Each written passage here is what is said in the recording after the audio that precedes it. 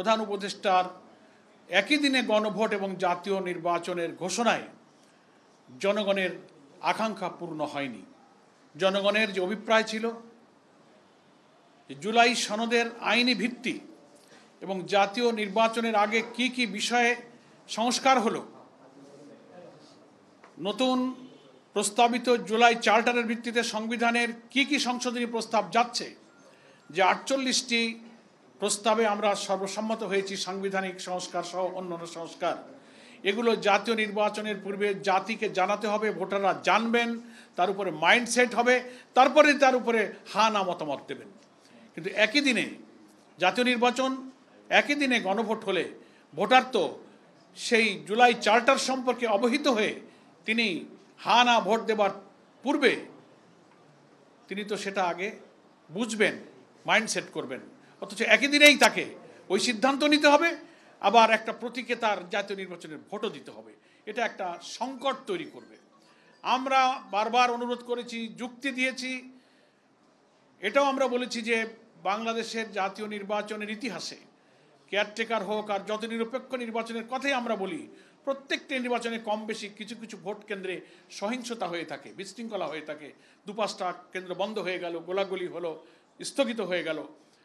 তো একই দিনে ভোট হলে এমন ঘটনা তো যে কোনো কেন্দ্রে ঘটতে পারে, 5টা কেন্দ্র বন্ধ হয়ে গেল, তাহলে জাতীয় নির্বাচন প্রতীকের ভোট বন্ধ হলো, সেই দিন গণভোটের দশাটা কি হবে? এর কোনো জবাব নাই। জুলাই সনদে এই যে 12.5 কোটি প্রায় ভোটার কি কি বিষয় হা বলবে না বলবে, বিফোর ন্যাশনাল ইলেকশন জাতিকে সেটা জানতে হবে, স্টাডি করতে হবে। ইলেকশন কমিশন সেটা পাবলিক করবেন, ওয়েবসাইটে দেবেন, তারপর না এত ক্রিটিক্যাল বিষয়ে তিনি সিদ্ধান্ত নেবেন।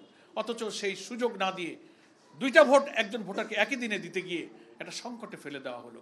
আমরা যে সংকট নিরসনের জন্য বাংলাদেশ জামাত ইসলামী সহ 8টি ইসলামী এবং দেশপ্রেমিক সমমনা দল দাবি করে আসছি যে এই ভোটটা জাতীয় নির্বাচনের আগে করতে হবে, তাহলে এটার আইনি ভিত্তিটা দৃঢ় হবে, এটা নিয়ে পরবর্তীতে আদালত এবং আইনি ভিত্তি নিয়ে কোনো প্রশ্ন উঠবে না। সেই সংকট কিন্তু রয়েই গেল, এই সংকটটা নিরসন হলো না। এটা হচ্ছে আমাদের জামাত ইসলামীর আপাতত প্রতিক্রিয়া। আমাদের একই আন্দোলনের সাথী সহযোদ্ধা আরও 8টি রাজনৈতিক দল ইতিমধ্যেই প্রত্যেক দল তার নিজ নিজ দলীয় ফোরামে তাদের এই ভাষণের উপরে প্রতিক্রিয়া পর্যালোচনা নিজেরা করছেন, এবং পরে আমরা 8 দল সম্মিলিতভাবে আমাদের করণীয় ইনশাল্লাহ স্থির করব।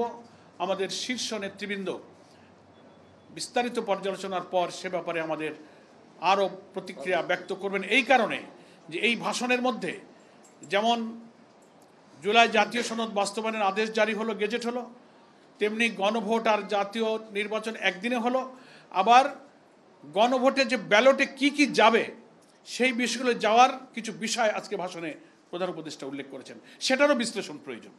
এই জন্য আমরা জামাত ইসলামী আজ সন্ধ্যায় পরে আমাদের সর্বোচ্চ অ্যাপেক্স বডি নির্বাহী পরিষদ সন্ধ্যা 6টায় আমরা আমাদের এই ভাষণের উপরে মূল বিষয়ের গভীরে আমরা পর্যালোচনায় বসতেছি।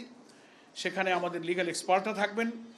আমরা আশা করছি বিস্তারিত এই সব বিষয়ের খুঁটিনাটি পর্যালোচনা করে আমরা এ ব্যাপারে আরও বিস্তারিত প্রতিক্রিয়া ইনশাল্লাহ আপনাদের কাছে পরে জানাবো। তবে আমরা আজকে সংক্ষেপে এতটুকুই যে এই ভাষণে একই দিনে গণভোট আর জাতীয় নির্বাচনের ঘোষণা দেওয়ায় জনগণের আকাঙ্ক্ষা পূর্ণ হয়নি। যে সংকটমুক্ত স্বচ্ছ নির্বাচনের আশা আমরা করেছিলাম সে সংকটটাই কিন্তু রয়ে গেল। জাতীয় নির্বাচন সুষ্ঠু সুন্দর হওয়ার প্রশ্নে আমাদের যে ঐক্যমত এবং আমাদের যে প্রচেষ্টা, সেখানে একটা সংকট আমাদের রয়েই গেল। আমি আপাতত জামাত ইসলামী পক্ষ থেকে এতটুকু প্রতিক্রিয়া আপনাদের কাছে পেশ করছি। ইনশাআল্লাহ আমাদের আজকের সন্ধ্যার নির্বাহী পরিষদের বৈঠক শেষে আমরা একটা সময় নির্দিষ্ট করব, আমাদের নেতৃবৃন্দ আপনাদের কাছে বিস্তারিত এই ভাষণের উপরে প্রতিক্রিয়া খোলামেলা বক্তব্য রাখবেন। সকলকে ধন্যবাদ। আপনারা সবাই ভালো থাকবেন।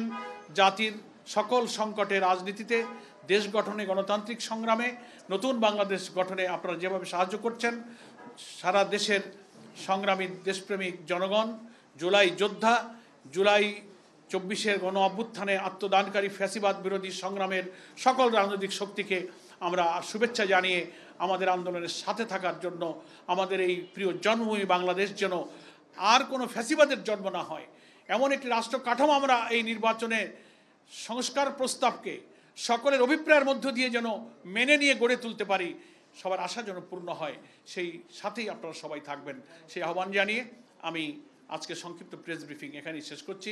আল্লাহ হাফেজ, বাংলাদেশ জিন্দাবাদ। আমাদের সেই কর্মসূচি এখনও অব্যাহত আছে।